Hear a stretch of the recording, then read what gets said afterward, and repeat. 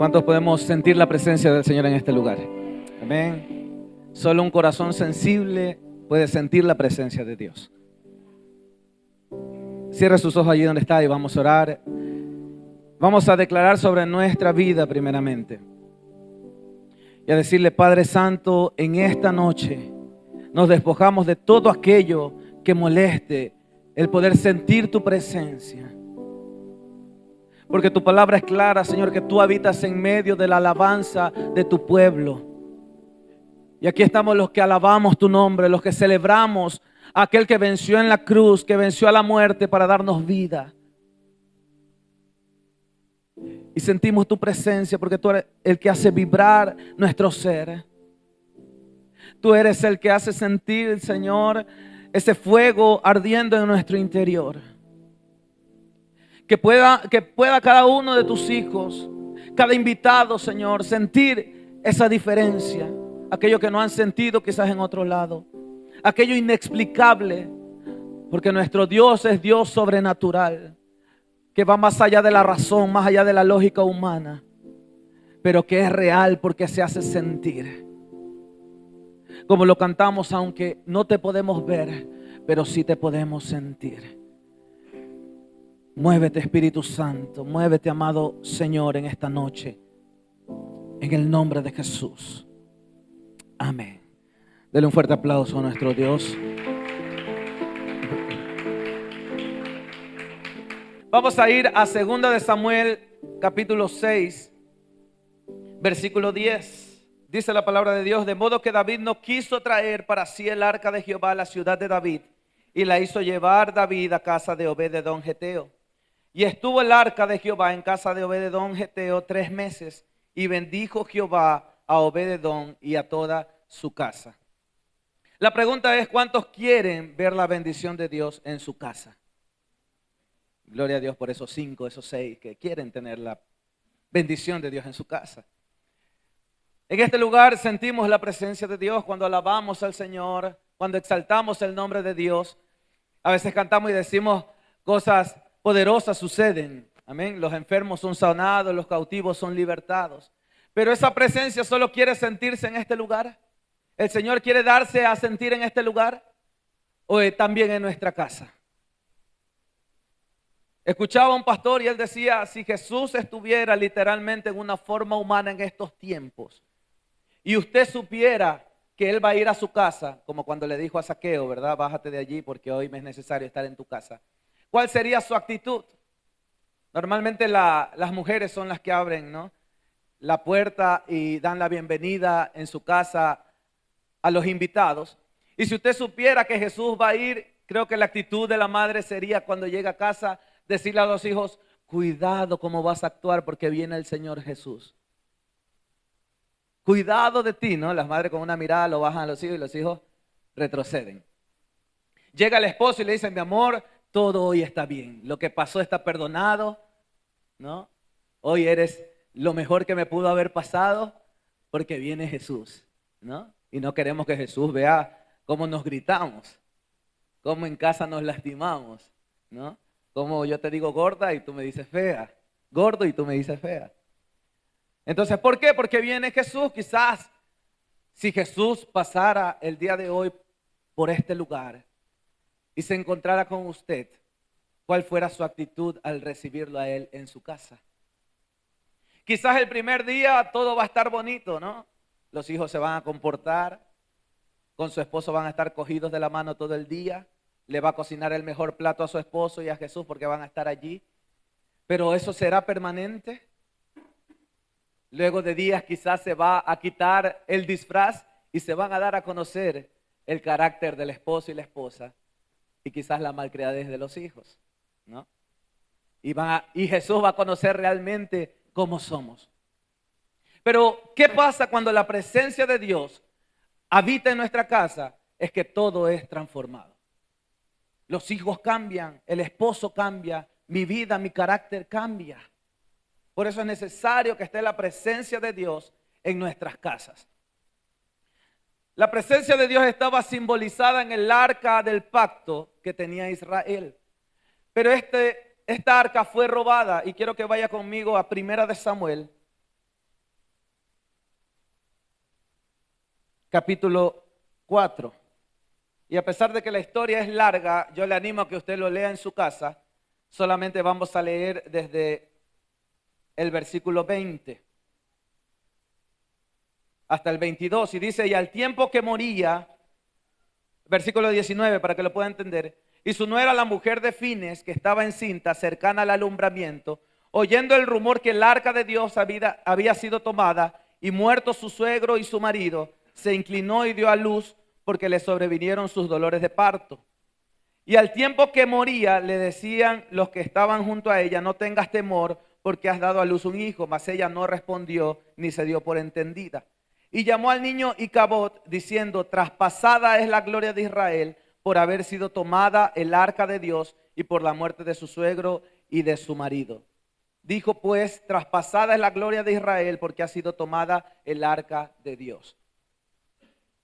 El arca de Dios representaba la presencia de Dios, y si usted lee desde el principio este capítulo, usted va a ver que el pueblo de Israel salió en guerra contra los filisteos, pero se vieron perdidos, comenzaron a tener bajas, y la mejor idea de ellos fue traer el arca que estaba en Silo, porque representaba la presencia de Dios.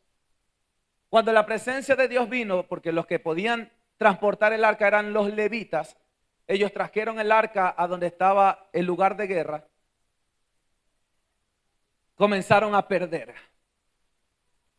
Fue dura y grande la matanza, tanto que los filisteos pudieron robar el arca de Dios, el arca del pacto, y llevarla a su terreno. Murieron los hijos del sacerdote, Ofni y Fines, y luego llegó uno del ejército a contarle al profeta Elí que habían muerto sus hijos y que el arca había sido robada. Esto llegó a los oídos de la esposa de uno de los hijos de Elí, quien estaba embarazada, dio a luz y murió. ¿Qué pasa cuando la presencia de Dios, creemos que estaba en ese tiempo estaba en el arca, representada allí, pero al llevarle ellos al terreno de guerra, al lugar de guerra, no hizo nada el Señor? ¿Por qué? El corazón de los israelitas estaba más en la guerra que iban a dar, pero los sacerdotes, en este caso los hijos de Elí, no caminaban correctamente en Dios, no obedecían a Dios. El pueblo, muchos de ellos estaban en idolatría y no escuchaban la voz de Dios, ni siquiera preguntaron si era necesario salir, si había que ir a la guerra, sino que lo hicieron y nada más. Pero el Señor no se manifestó como en otros tiempos. Cuando salía el pueblo de Israel a la guerra, hombres que no conocían de guerra eran guiados por Dios para ganar batallas. Hombres que eran agricultores, que cuidaban ovejas, ganaron muchas batallas. ¿Por qué no pasó aquí? Porque muchas veces el corazón se desvía de Dios. Ama otras cosas menos la presencia de Dios. Y usted puede decir, Dios está aquí en la iglesia. Pero muchas veces, ¿por qué usted no siente a Dios? Porque su corazón, como dice la palabra, está lejos de Él. Y quizás usted canta y aplaude y danza, pero no vibra su ser, no vibra su corazón. No hay algo que usted diga, wow, qué hermoso esto que he sentido hoy día, esto diferente. Porque es necesario sacar de nosotros lo que molesta para poder ser sensibles a la presencia de Dios.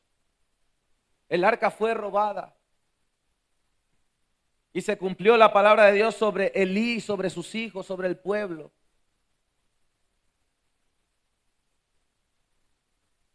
Y en el capítulo 5, allí usted tiene la Biblia, la palabra de Dios, pasó algo sorprendente. No se manifestó la gloria de Dios en el tiempo de guerra, pero cuando estuvo en el campamento, en el reino de los filisteos, hubo algo maravilloso que hizo.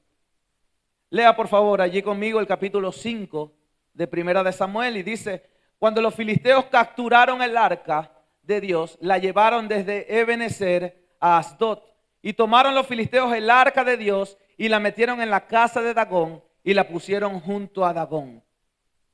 Y cuando al siguiente día los de Asdod se levantaron de mañana, he aquí Dagón postrado en tierra delante del arca de Jehová, y tomaron a Dagón y lo volvieron a su lugar.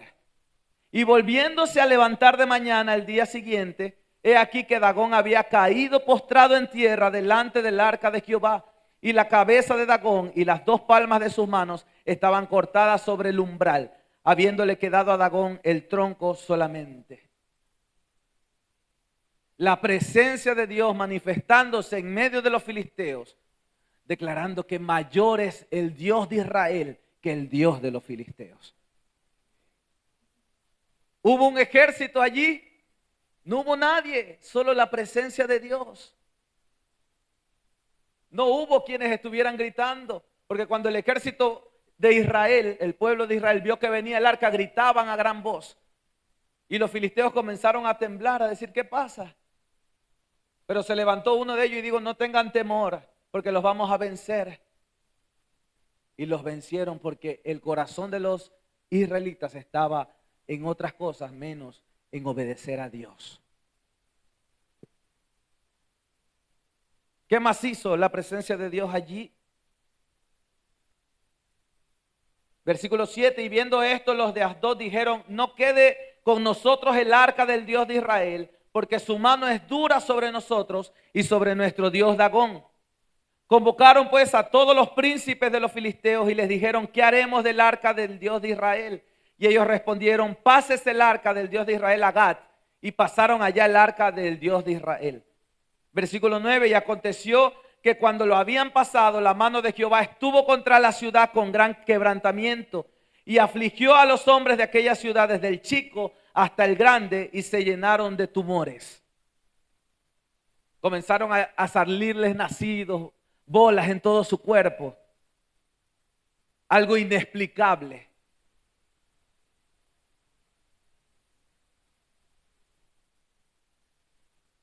En el versículo 10 dice, entonces enviaron el arca de Dios a Ecrón. Y cuando el arca de Dios vino a Ecrón, los ecronitas dieron voces diciendo, han pasado a nosotros el arca del Dios de Israel para matarnos a nosotros y a nuestro pueblo. Y enviaron y reunieron a todos los príncipes de los filisteos diciendo, enviad el arca del Dios de Israel y vuelva hacia su lugar y no nos mate a nosotros ni a nuestro pueblo, porque había consternación de muerte en toda la ciudad y la mano de Dios se había agravado allí. Y los que no morían eran heridos de tumores y el clamor de la ciudad subió al cielo. Los filisteos dando testimonio de lo grande que es el Dios de Israel. Porque veían lo que estaba pasando. A pesar de que llevaron el arca cautiva, Dios estaba allí moviéndose, declarando que mayor es el Dios de Israel que el Dios de los filisteos. Así es nuestro Dios, como lo cantamos. Milagroso, el que abre caminos, el que va adelante peleando por nosotros. Pero ¿cuándo? Cuando no somos rebeldes como el pueblo que creyó que porque traía el arca y allí estaba la presencia de Dios, iban a vencer. A veces somos así, porque somos cristianos, pero no caminamos en obediencia a Dios. Creemos que Dios nos va a dar y hacer de todo. Y no es así. Es al que obedece, es al íntegro de corazón. Dios no se compadece del impío, pero sí del que le busca. Él responde al que se humilla.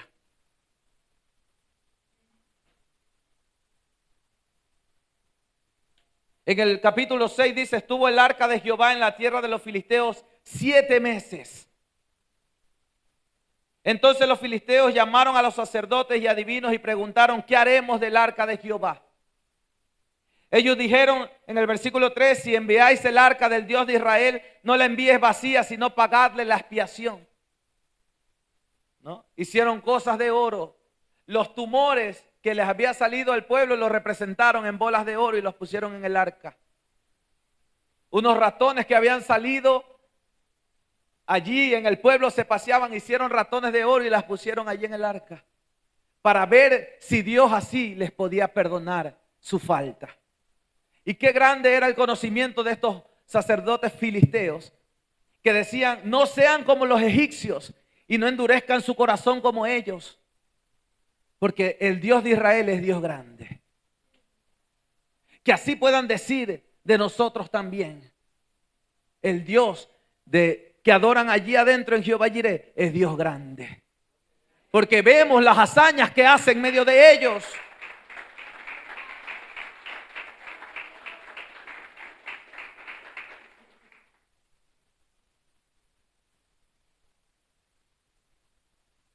En el versículo 8 dice: tomaréis luego el arca de Jehová y la pondréis sobre el carro, y las joyas de oro que le habéis de pagar en ofrenda por la culpa, la pondréis en una caja al lado de ella y la dejaréis que se vaya.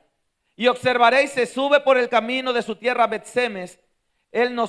Si sube por el camino de su tierra Bet-Semes, Él nos ha hecho este mal tan grande. Y si no, sabremos que no es humano lo que nos ha herido, sino que esto ocurrió por accidente. En el versículo 10 dice: y aquellos lo hicieron así, tomando 2 vacas que criaban, las uncieron al carro y encerraron en casa sus becerros. Luego pusieron el arca de Jehová sobre el carro y la caja con los ratones de oro y las figuras de sus tumores. Y las vacas se encaminaron por el camino de Bet-Semes y seguían camino recto, andando y bramando, sin apartarse ni a derecha ni a izquierda. Y los príncipes de los filisteos fueron tras ella hasta el límite de Bet-Semes. Aún Dios allí le estaba confirmando: sí, yo he sido el que he hecho esto. Y los de Bet-Semes segaban el trigo en el valle, y alzando los ojos vieron el arca y se regocijaron cuando la vieron. Y el carro vino al campo de Josué de Bet-Semes y paró allí donde había una gran piedra. Y ellos cortaron la madera del carro y ofrecieron las vacas en holocausto a Jehová. Y los levitas bajaron el arca de Jehová y la caja que estaba junto a ella, en la cual estaban las joyas de oro, y los pusieron sobre aquella gran piedra. Y los hombres de Bet-Semes sacrificaron holocausto y dedicaron sacrificios a Jehová en aquel día. Cuando vieron esto, los 5 príncipes de los filisteos volvieron a Ecrón el mismo día. Entonces fueron los tumores de oro que pagaron los filisteos en expiación a Jehová por Asdod 1, por Gaza 1, por Ascalón 1, por Gad 1, por Ecrón 1. No, lo que entregaron ellos por la expiación de su maldad. Pero pasa algo sorprendente aquí. El arca regresa al pueblo de Dios. Ya está en Bet-Semes. Pero había una dirección de Dios con respecto a quienes debían estar a cargo del arca. Dice el versículo 18: y los ratones de oro fueron conforme al número de todas las ciudades de los filisteos pertenecientes a los 5 príncipes, a las ciudades fortificadas como las aldeas sin muros. La gran piedra sobre la cual pusieron el arca de Jehová está en el campo de Josué de Bet-Semes hasta hoy. Entonces Dios hizo morir a los hombres de Bet-Semes porque habían mirado dentro del arca de Jehová. Hizo morir del pueblo a 50,070 hombres. Y lloró el pueblo porque Jehová lo había herido con tan gran mortandad. Porque a veces pensamos que estamos haciendo la obra de Dios y no es así. Estos hombres miraron dentro del arca algo que no podían hacer. Y recibieron el pago por lo que hicieron. Y dijeron los de Bet-Semes: ¿quién podrá estar delante de Jehová, el Dios Santo? ¿A quién subirá desde nosotros? Y enviaron mensajeros a los habitantes de Kiriat Jearim, diciendo: los filisteos han devuelto el arca de Jehová. Descended pues y llevadla a vosotros. Ahora sí tuvieron miedo cuando ya murieron tan grande cantidad de gente. Vengan y llévense el arca. Y vinieron los de Kiriat Jearim en el capítulo 7 y llevaron el arca de Jehová y la pusieron en casa de Abinadab, situada en el collado, y santificaron a Eleazar su hijo para que guardase el arca de Jehová. Desde el día que llegó el arca a Kiriat Jearim pasaron muchos días, 20 años, y toda la casa de Israel lamentaba en pos de Jehová. ¿Qué tiempo estuvo el arca en casa de Abinadab? 20 años. Y me acordaba de la palabra que leyó el pastor Iván en Apocalipsis cuando le dice a la iglesia, el ángel: pero tengo contra ti que has perdido tu primer amor. Porque así al principio desesperamos por Dios y luego decimos, ya no siento igual que antes. Ya no me siento igual que al principio. Ya no corro como al principio. Ya no me desespero como al principio. Porque ya quizás no sentimos o decimos que no sentimos la presencia de Dios. Y Él está aquí.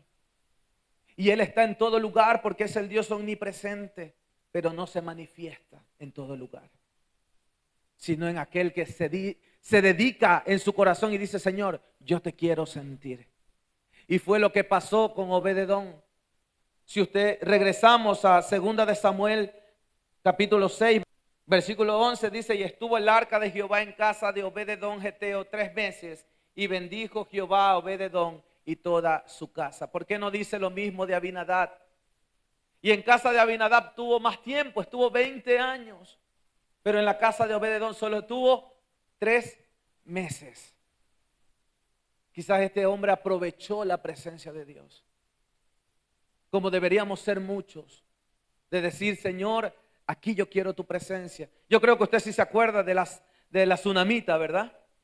Cuando pasó el siervo y dijo, yo le voy a preparar una habitación, voy a poner una mesa, voy a poner un candelero, voy a poner una silla, una cama, para que se quede aquí.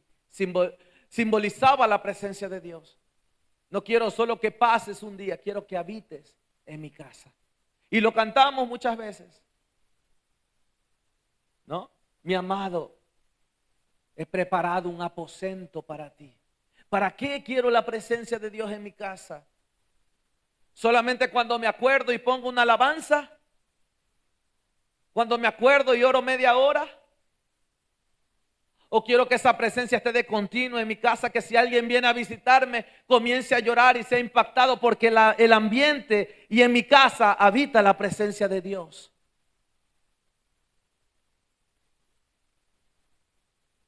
¿O cómo se sentiría usted de llegar a una casa?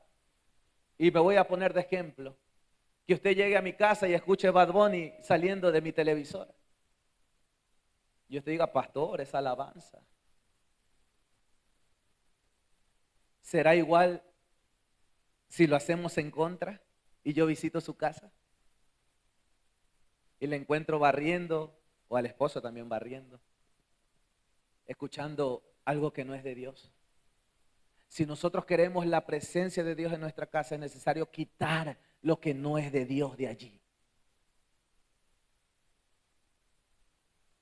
Dios no habita en casa hecho por hombres, sino en nuestro corazón. Pero esto debe ser un reflejo. Si la presencia de Dios está en mi vida, debe reflejarse en mi casa, en mi familia, en mis hijos. Que yo no tenga que decirle a mis hijos, arrodíllate y ora, sino que ellos lo hagan porque sienten la presencia de Dios. Que ellos lloren. Había pasado algo en esta semana con mi hija, y los pongo de ejemplo porque no hay mayor ejemplo que la propia familia. Y me llamaron la atención en el colegio, y yo le llamé la atención a mi hija, la más chiquita. ¿Y sabe qué me sorprendió? Que cuando estábamos en cama acostados, ella me dice, papá, ora por mí. No sé qué me pasa, yo no lo quiero hacer, pero yo sé que tienes que orar por mí, me dijo. Aquella que reconoce que solo Dios la puede cambiar. Una niña de 6 años. Eso solo lo hace Dios. ¿Cuántos podemos decir y estar confiados que la presencia de Dios transforma mi vida? Y no estar pendiente de que le voy a fallar a Dios. Yo no soy perfecto. Mi carácter me juega mucho. Pero si yo reconozco que la presencia de Dios transforma, voy a orar y decirle, Señor, tu presencia me va a cambiar. Tú en mí vas a cambiarme. Y no solo a mí, sino a los que habitan conmigo. Y allí se cumple lo que dijo Josué, yo y mi casa. A pesar de que usted vea a sus hijos que están mal y usted declara, mis hijos servirán al Señor. A pesar de que su esposo no quiera seguir y usted diga, mi esposo es un siervo de Dios. Porque la presencia de Dios está en mi casa. Y cantamos y decimos lo que sentimos aquí, lo que experimentamos aquí, es para agarrarlo y llevarlo a nuestra casa. No para cuando usted está en la puerta de su casa, lo deja allí y entra y estaba así. Y cuando abre la puerta y la cierra, la presencia de Dios se quedó en la puerta. Y adentro comienza la pelea, comienzan las palabras sin sentido. No, la presencia de Dios que te acompaña desde aquí y que está en ti debe también hacerse real en tu casa y entre los tuyos.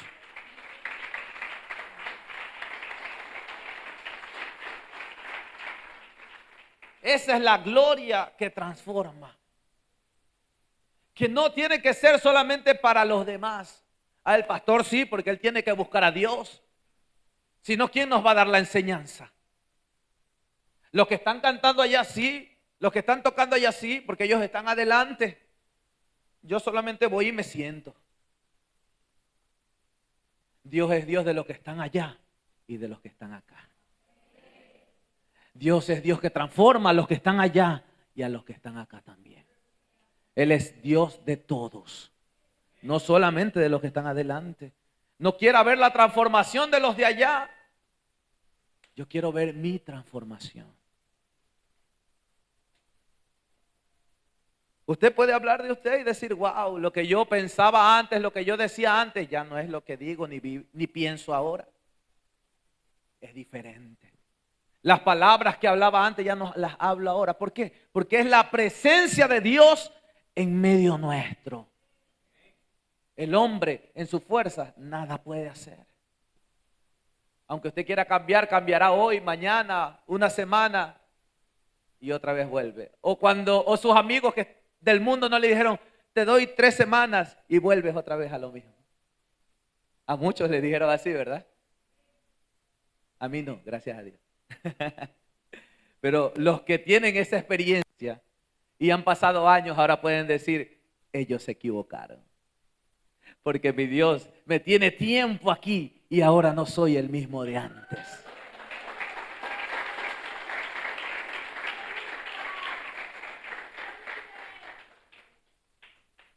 Obed-edom tuvo 3 meses en su casa la presencia de Dios y fue prosperado en todo. Más adelante usted puede leer que ellos fueron llamados a servir en el templo, a las puertas del templo, como músicos en el templo de Dios. Porque es Dios el que capacita al que no tiene nada de conocimiento. Es Dios el que pone aquí a dar una palabra, aquel que dice, no creo que lo pueda hacer. Dios capacitándonos a nosotros, poniendo palabras en nosotros. ¿Cómo se sentía Moisés cuando lo mandó el Señor? Dijo, pero papá, yo soy tartamudo, no puedo hablar. ¿En nombre de quién iré? Y le dijo, ve y diles que yo soy es el que te envía. Cuando creemos que es la presencia de Dios en nosotros, el que nos capacita, el que va a usarnos como instrumento para ganar a los demás, no tenemos que temer. Solamente disponer el corazón. Es duro leer que los levitas llamados a servir hacían las cosas que no eran correctas delante de Dios. Y esto no es para ver la falla del que está sirviendo, la falla de los que estamos adelante, sino para corregirnos y decir, Señor, que no acontezca eso en mi vida. Que en mi corazón no haya esto de creerme autosuficiente. De que porque tú me usas para sanar, yo soy todo, ¿no? Y vengan a mí todos los que quieran que yo les ore, que hoy día va a haber sanidad. El único que sana es nuestro Dios. Y usted puede orar y pedirlo y recibir sanidad de parte de Dios. Porque el que cree, para el que cree, todo es posible. Debe creer que la presencia de Dios no está solamente para los pastores, está para todos nosotros. Pero debe amar que la presencia de Dios esté en su casa. Abinadab tuvo 20 años y no aprovechó aquello. Por eso digo, venimos quizás a la casa de Dios, pero no venimos con el corazón correcto. Y por eso nos sentimos. Y me gustó ver una imagen que decía una mujer: pastor, no me gustó la alabanza de hoy día. Y el pastor le decía: está bien, porque la alabanza no era para usted, era para Dios. Y así hay muchos que venimos y nos cruzamos de brazos y decimos: no sentimos nada hoy día, porque no venimos con el corazón dispuesto a recibir de Dios. Él se quiere manifestar, Él quiere obrar en nuestro corazón, pero somos nosotros los que ponemos la pared.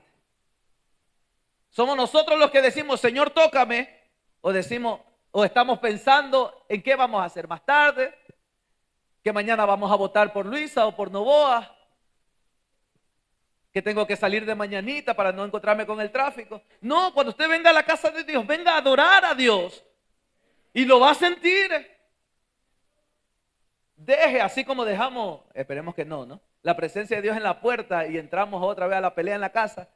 Aquí afuera usted tiene que dejar sus problemas y decir: bueno, lo que quedó allá, lo del mundo. Y yo entro aquí a ser transformado una vez más por el Señor, a llenarme para llevar a mi casa. ¿Lo cantamos o no lo cantamos? Yo vengo al tabernáculo de David, lugar de adoración, ¿verdad? A llenarnos para llevar a nuestra casa. Que sea real lo que cantamos. La presencia de Dios está en nosotros. Levante su mano derecha y diga: la presencia de Dios está en mí. ¿Cuántos lo creen? Dígalo fuerte entonces: la presencia de Dios está en mí. Es ella la que lo va a transformar. Es ella la que lo va a cambiar. Para que usted no vea simplemente al que está delante, sino que anhele y diga: Señor, yo también quiero ser usado así. Yo también quiero orar y que sean sanados los enfermos. Yo también quiero estar adelante y predicar sin que me tiemblen las piernas, aunque a mí todavía me tiemblan, ¿no? Sin sentir quizás nervio y poder predicar, poder dar una palabra. Porque lo que hablamos acá adelante es el testimonio de lo que vivimos. No podemos mentir. Si tenemos esa experiencia con nuestro Dios en casa, en nuestra intimidad, vamos a hablar de lo que tenemos y no de lo que inventamos.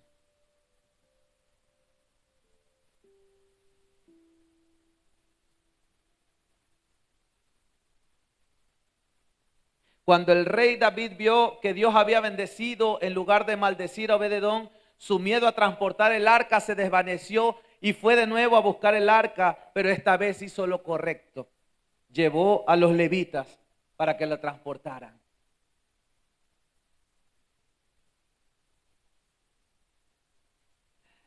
Lea ahí más adelante en 2 de Samuel 6, versículo 13.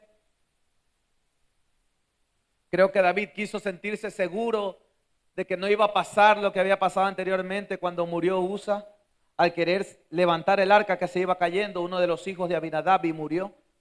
Dice el versículo 13: y cuando los que llevaban el arca de Dios habían andado 6 pasos, él sacrificó un buey y un carnero, ¿no? Ahora dijo: ahora sí vamos a llegar a donde tenemos que llegar, ¿no? Porque ya hizo lo correcto en Dios. Y es que no debemos hacer lo que nosotros creemos correcto, sino lo que Dios dice que se debe hacer. Mucho, como decía mi papá, queremos más la obra que al Señor de la obra. Queremos ver esto bonito, pintar, arreglar, venir, trapear, pero nos olvidamos de nuestro Dios. No es más importante el servicio que puedas hacer, sino tu intimidad con Dios. No es importante venir a tocar el piano, venir a tocar la batería, venir a cantar, venir a danzar, si en nuestra relación con Dios estamos mal. La presencia de Dios se va a manifestar cuando caminamos en integridad con Dios, en obediencia a Dios. Y lo vamos a ver aquí y lo vamos a ver en nuestra casa. Es duro ver a padres decir: mi hija está en mi casa, pero más pasa durmiendo. Nunca la veo leer la Biblia. Escucha música del mundo. Y yo le pregunto, y quiero que usted se examine: ¿los que somos de Dios, somos de Dios? ¿Y podemos escuchar música secular? ¿Qué nos alimenta? ¿De qué nos llenamos? Y voy literal a la palabra. Dice, lo carnal a lo carnal. Y lo espiritual a lo espiritual. O amamos a Dios o amamos al mundo. ¿Verdad? Y tantas veces los leemos, pero ponemos excusas que es una cancioncita, ¿no? Es que no dice nada malo, habla del romance. Y yo soy romántico. Dígale a su esposa que la ama. Dígale a su esposo que lo ama. Y termine y dígale, y en Cristo también te amo. No necesita una música romántica, necesita ser sincero. Necesita abrir su corazón. Al que sí le vamos a dedicar música es a nuestro Dios. Porque Él sí es digno de toda alabanza. Él sí merece toda alabanza. Y bueno, ahí hay esas discusiones, yo se las dejo a usted, recíbala si lo quiere recibir. Como dicen por ahí, diga amén o diga yayay.